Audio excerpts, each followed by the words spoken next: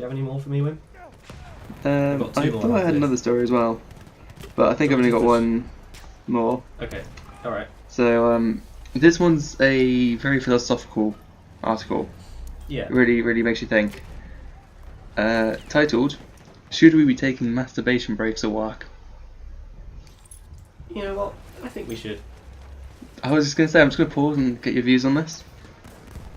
Well, actually, I think I might take one right now. I'm just gonna. Okay.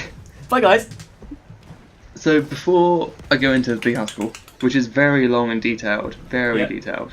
I'm done already. I'm done. Poof, wow. I was really thinking there's about a little that poll at guy's the bottom of this article. So it says, "Will you be masturbating at work?" The options are: I already do, I'll definitely try it, no, it's completely inappropriate, and no, I just end up feeling sleepy and distracted. So let's see what the results are. 36% of the people already do. Oh wow. And they must have put that as a joke. yeah, I mean, come on. that's the majority of people who answered this said, I already do. I bet most people don't already.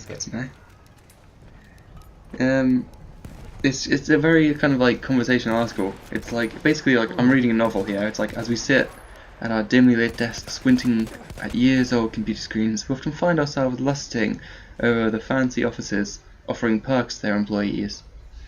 It's like, that's not what? Are you writing a novel? Is this but basically, did you try and get an article that ended up with a fan fiction somehow of something? Of The Office. The TV show The Office. There's a fan fiction for that. Oh my god, it's so true. Yeah, there's a quote here that says, "Fapping is the new smoking break." Oh, yeah. Describing a quick wank sesh as a brilliant new way to boost output and creativity. Wow. I mean, I don't. Yeah. And the images on this are really weird. There's an image of a guy in his trousers. Like, they're all stock images. And there's a kind of drawn image of a girl reaching into her panties. And then there's a picture of a man in a shirt. And then facing panties. Sorry. A man in a shirt. Yeah. Facing a chicken, also wearing a shirt and tie. Yeah. And the man is choking the chicken, or it's a male chicken, so it's a cock, with its tie. The chicken is so shocked and horrified. I don't feel comfortable. Another girl into panties and a couple of there's a room. I'm guessing it's meant to be an art exhibit with giant vibrators, and these two women who are like obviously small compared to the vibrators, are just like looking at them and pointing at them. And a picture of someone cupping two tennis balls very tenderly. Oh wow. It's a very deep article. I'm not going to read all this bullshit because it's just so much, and it's all just so like, ugh. You know what I think it's time for? Another classics fact. Oh, everyone's favourite segment. Classics fact, even though it was Greek facts last time, but I can't remember if these are specifically Greek. I think they definitely were Greek, but they might be Roman as well. Basically, phallus birds, basically, that's all I have to say. They're basically these things, you find them on pots, they're basically birds, but they have dick heads. Or they just kind of are penises, but with wings. Nobody's really sure why. Penises everywhere, they're infested Greece. Really big problem. Like plague. I mean, presumably they weren't real things.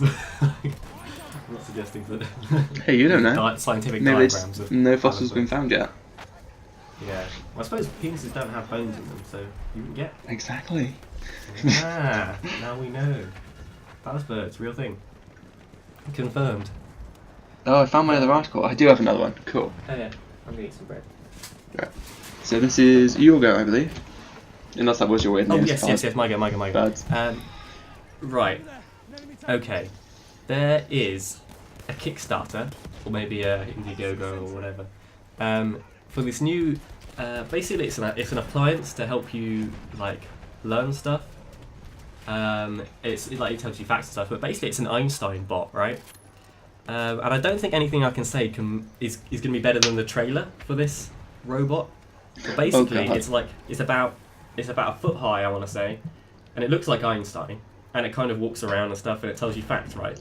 But in the video, they're like, oh, this robot talks like Einstein, and then it's like, would you like to know a fact? And it's like, what? And so, Who are they selling this to? So this is a tiny little robot that apparently looks like Einstein. I don't even know how. What?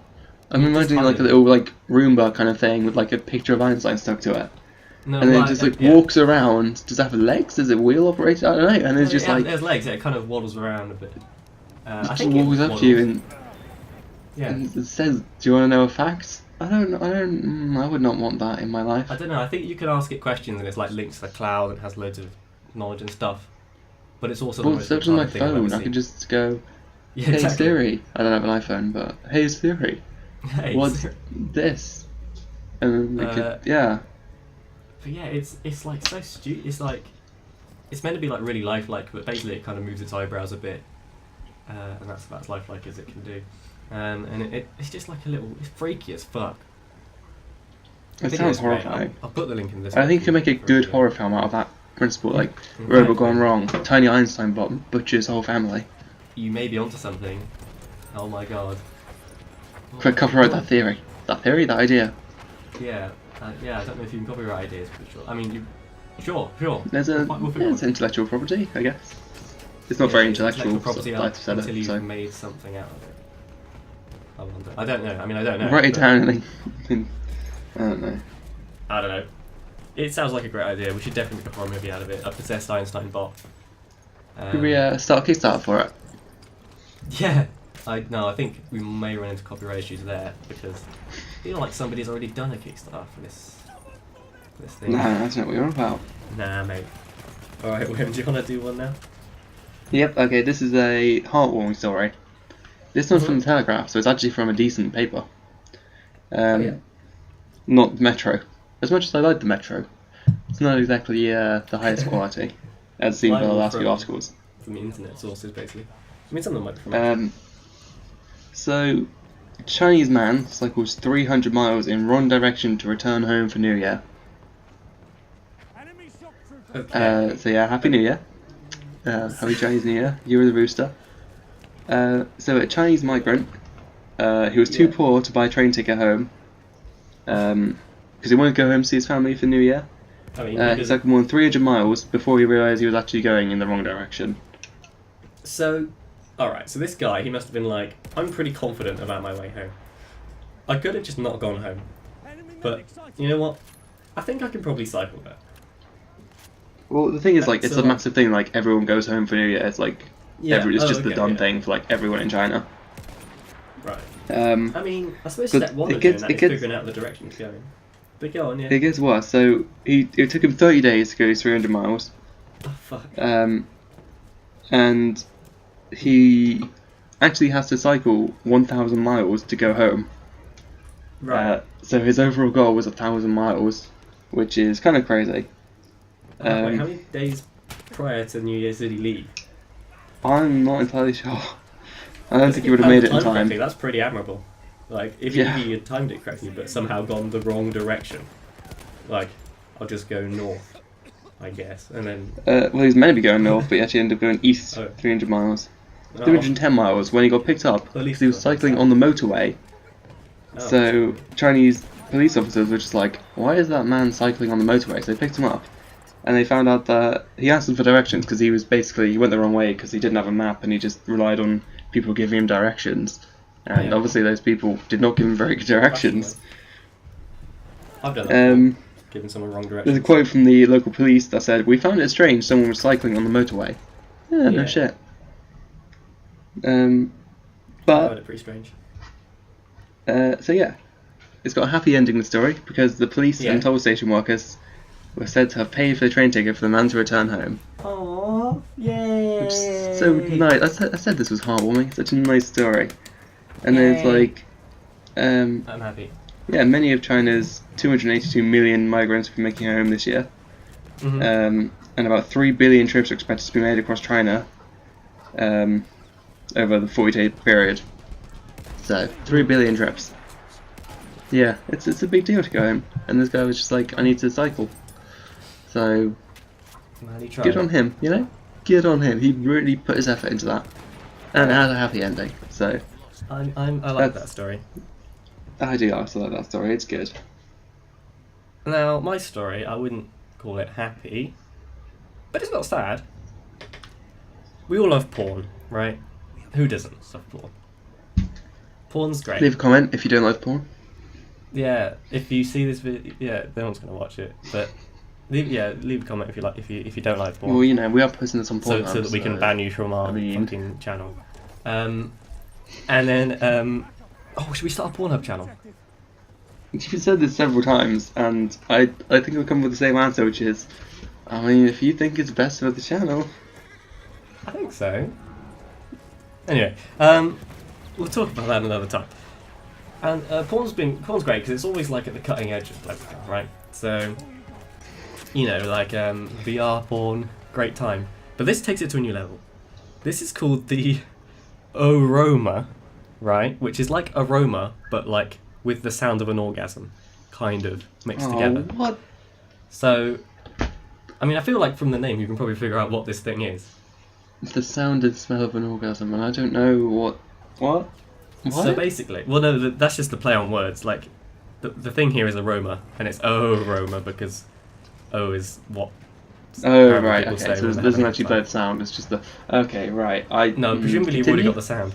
So basically, it's kind of like a VR thing, but you don't put it on your eyes. You put it on your fucking nose, mate. And presumably you've got VR stuff already on your face, and you've got headphones on, and it just adds the smell. It's like, okay, you know what's going to make this more immersive? A bit of stench. Is it just like the smell of sweat, or like the smell? Well, yeah. So it's like. What is the smell of orgasm? That's not a thing. You've got different things you can pick. So there's like aphrodisiac. Smells like a fish market. Also, right. Yeah, but there's also just body sweat and like vagina stank and things like that. Like, nothing turns me more than vagina stank. Semen smell. Stank. That's a good one. Stank. Yeah. Stank. Yeah, bit of vagina stank. Yeah. A bit of pussy stank. Yeah. So like, I mean, I'm gonna buy it. I don't know about you. No, I think I'll have to think about that. I think I might leave it. The best thing is, right? What I'm thinking is, could we not get one of them for Battlefield? Just the smell of war. Vagina stank. No. I don't think there was a lot of that in World War One. No, actually, this is for actual soldiers. It's just to keep morale up. Just a bit of vagina stank. You're getting a bit down. We're going around with a different thing on their nose. A bit of vagina stank all up in your nasal passages. Yum. That'll keep the soldiers happy, won't it? No, Wim. For Battlefield 1, we could smell the smell of decaying bodies. We could have actual mustard gas in our bodies from it. Just wow. Like flames, why was burning. Start for that? I mean, that's a great idea. Yeah, it's all pretty good. I think that's very healthy. You know, all the smells associated with war. The smell of muddy France. That kind of thing.